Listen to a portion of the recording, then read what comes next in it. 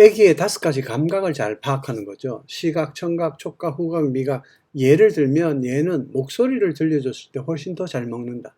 아니면 젖을 바로 물리는 게 아니라 젖 냄새를 좀 맡고 익숙해진 후에 젖을 물리면 좀 더 잘 먹더라, 뭐 이런 거예요. 전방 감각이라는 것도 있습니다. 압력 감각, 온도 감각, 진동, 평형 감각, 이렇게 4가지인데 이건 온몸에 있는 감각이죠. 당연히 임신 때도 작동이 됐던 겁니다. 임신 때 엄마가 걸으면 양수가 흔들리겠죠. 아기 입장에서는 진동 감각, 평형 감각이 모두 느껴집니다. 수유 자세를 예로 들어볼게요. 모든 아이가 어떻게 똑같은 수유 자세만 좋아할까요? 왜냐하면 엄마의 골반 구조 다르고, 자궁에서 자리 잡았던 위치 다르고, 머리 크기, 목 넓이, 어깨 넓이 다 다르고, 신체 발달도 다른데 어떻게 모든 아기가 똑같은 수유 자세만을 좋아하겠어요? 대부분 엄마들이 가장 일반적인 수유 자세만 그냥 생각하기 때문에 사실은 아기가 좋아하는 그 감각들을 놓칠 수도 있습니다. 결론을 얘기하면 나와 내 아이가 편한 수유 자세가 따로 있을 수 있다. 그러니까 산후조리원에 있는 동안에 내 아이와 내가 가장 편안해하는 수유 자세를 찾을 수 있다면 대박 아닐까요? 산후조리원에 있을 때 하면 좋은 일 또 한 가지, 내 아기가 좋아하는 온도 감각을 찾아내면 좋을 것 같아요.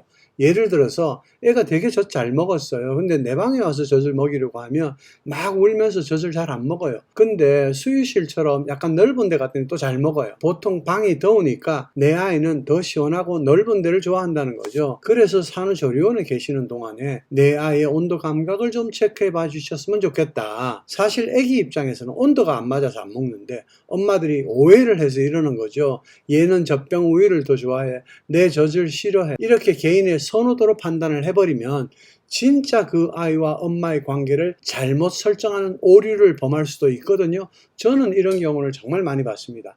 꼭 온도 감각을 체크해 봐 주세요. 저는 산후조리원에서 엄마들이 어떻게 해서든지 나중에 혼자 집에서 아기를 보게 될 때 최적의 공간 감각을 미리 찾아 두시면 좋겠어요. 무슨 말이냐면 바닥에 앉아서 젖도 먹여보고, 침대에서도 먹여보고, 의자에서도 먹여봤더니 나는 그냥 바닥 생활이 제일 좋다, 또는 나는 바닥에서 일어날 때 손목이 너무 아프더라, 침대에서 하는 게 좋겠다, 이런 걸 미리 알 수 있다는 거죠. 그러면 아빠한테 미리 부탁을 할 수 있습니다. 퇴실하기 전에 아빠한테 엄마와 아기를 위한 맞춤 구조를 만들어 달라고요. 근데 이런 걸 미리 안 하고 집에 간 후에 갑자기 하게 되면 아빠들은 이해도 잘 안 되고 그냥 산후조리원에 더 있을 걸 이런 식으로 생각을 한단 말이에요. 남녀가 생각하는 방법이 달라요. 여자들은 위기 상황에서 감정을 케어받기를 원하고, 남자들은 위기 상황에서 컴플레인을 안 듣고 싶어 합니다. 그래서 육아하면서 부부싸움이 자주 나기 시작하는 거예요.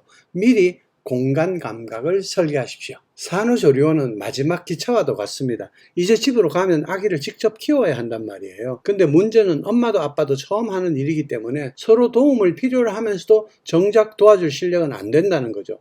조리원에 있는 동안, 사실은 조리원 오기 전부터 부부가 협의를 했어야 될 부분입니다. 이제 마지막 기차예요. 아기와 관련해서 엄마가 전적으로 키운다고 하면 아빠에게는 육아 외의 집안일에 대한 협조사항 리스트를 만들어서 주세요. 만약 육아도 도움받고 싶은 항목이 있다고 하면 아빠한테 그 교육을 시키거나 부트캠프에서 배우게 하거나 리스트를 딱 만들어 벽에 붙여두는 게 좋습니다. 울 때 아기 안아주기 10분, 아기 기저귀 갈아주기, 새벽에 자다 깼을 때 즉시 안아주기, 아기가 울어도 엄마인 내가 담담하게 있으면 관여하지 않기, 이렇게 4가지만 도와주세요. 서로 미리 상의하고 약속을 하게 되면 아무리 초보라도 육아를 훨씬 더 잘할 수 있습니다.